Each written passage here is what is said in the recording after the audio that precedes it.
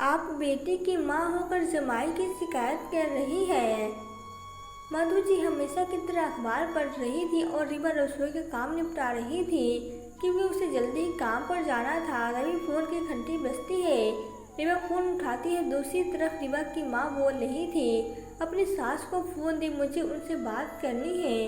रिबा ने अपनी सास से कहा, मम्मी जी मेरी माँ का फोन आया है, वो आपसे बात करना चाहती है। रिबा ने अपनी सास मालती जी को फोन देते हुए कहा, अच्छा पर तेरी मम्मी मुझसे क्या बात करना चाहती है? फोन पकड़ते हुए मधु जी बुदबुदाई, मम्मी जी वो आपसे राहुल की शिकायत करना चाहती है। यह सुनते ही मधु जी आग बबूला हो गई और बिना बात के ही फोन काट दिया। क्या राहुल की शिकायत करना चाहती है?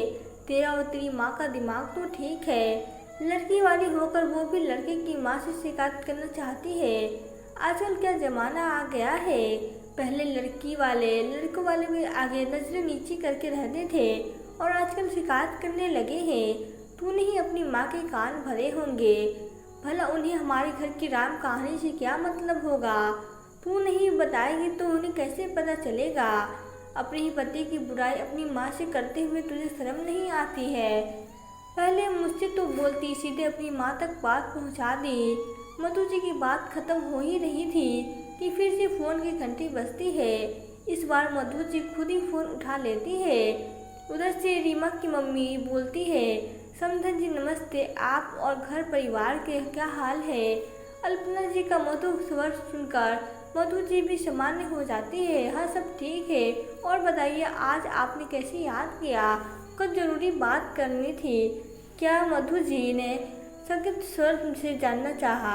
हाँ समधन जी, मुझे अपने जमाई बाबू राहुल से काफ़ी शिकायतें हैं, तो सोचा सीधा आपको ही बोल दूँ, आप ही अपने बेटे की कमियों को दूर कर सकती हैं। अल्पना जी ने शांत होकर कहा।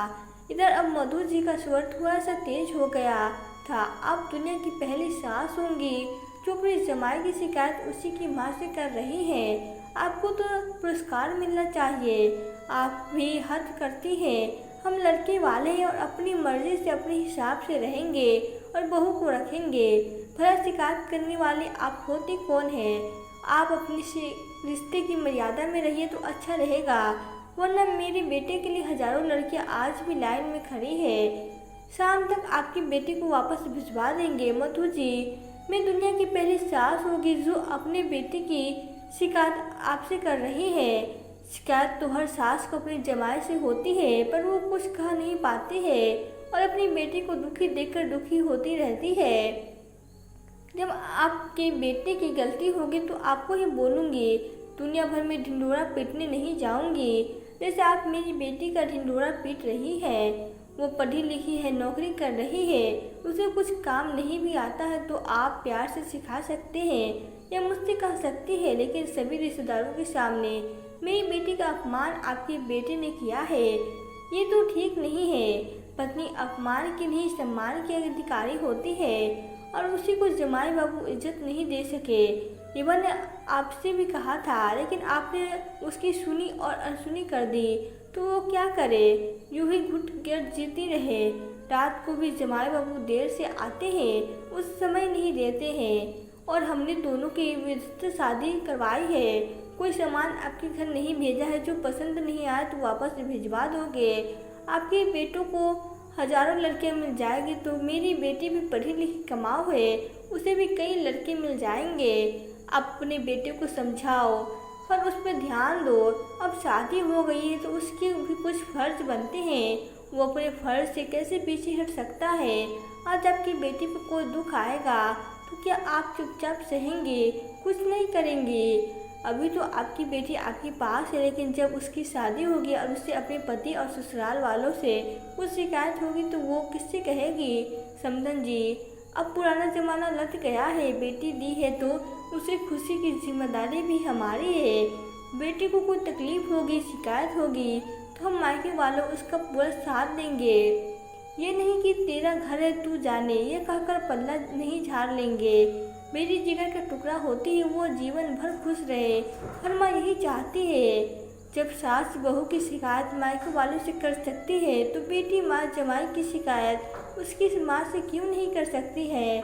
आजकल तो बराबरी का ज़माना है, बेटी भी किसी मामले में बेटों से कम नहीं है। ये सुनकर मधु जी की बोलती बंद हो गई, क्योंकि आज उसकी समधन अल्पना जी जो भी कह रहा था गलत नहीं कहा था। अभी 2 महीने पहले राहुल और रीवा की शादी हुई थी। दरअसल राहुल अभी शादी नहीं करना चाहता था और मधु जी राहुल की शादी करके जल्दी से फ्री होना चाहती थी। उसका मानना था कि बहू आए और घर संभाल ले, पर राहुल के लिए जो रिश्ता आया वो रीवा था। रीवा एक प्राइवेट कंपनी में काम करती थी और उसके घर वालों को राहुल पसंद आ गया था। राहुल की एक छोटी बहन है जो अभी कॉलेज में पढ़ रही है। राहुल ने मधु जी के कहने पर शादी तो कर ली थी, पर वो अपनी पत्नी के प्रति कोई जिम्मेदारी नहीं निभा रहा था। वहीं अब पहले की तरह दोस्तों के साथ देर तक बाहर रहना और उसके साथ ही बाहर घूमने चले जाना। रीवा दिन भर काम करती और रात को राहुल का इंतजार करती, पर राहुल देर से आता और सो जाता था। इस बात को 1 महीने और 2 महीने हो गए थे। रीवा ने अपनी सास से कहा था, पर उन्होंने ये कहकर टाल दिया, मर्द बाहर घूमने भी जाएगा, शादी हो गई तो उसका मतलब ये थोड़ी ना कि तेरे पल्लू से बंधा रहेगा। ये सुनकर रीवा बहुत परेशान हुई और उसने अपनी माँ से कहा दिया ताकि उसका कोई हल निकले। मधु जी 2 मिनट में चुप रही, फिर बोली, समधन जी, मैं आज ही राहुल से बात करूंगी और उसे समझाने का प्रयास करूंगी। आखिर बहू के प्रति भी उसका कुछ जिम्मेदारियां है। अल्पना जी की शिकायत की बात मधु जी ने अपने बेटे राहुल से कही और उसे समझाया कि वो रीवा के साथ अच्छे से व्यवहार करे और उसे पूरा सम्मान दे। कुछ दिनों में सब सामान्य हो गया। अल्पना जी ने मधु जी को फ़ोन करके कहा, आपको बहुत बहुत धन्यवाद, आपने मेरी हर शिकायत दूर कर दी।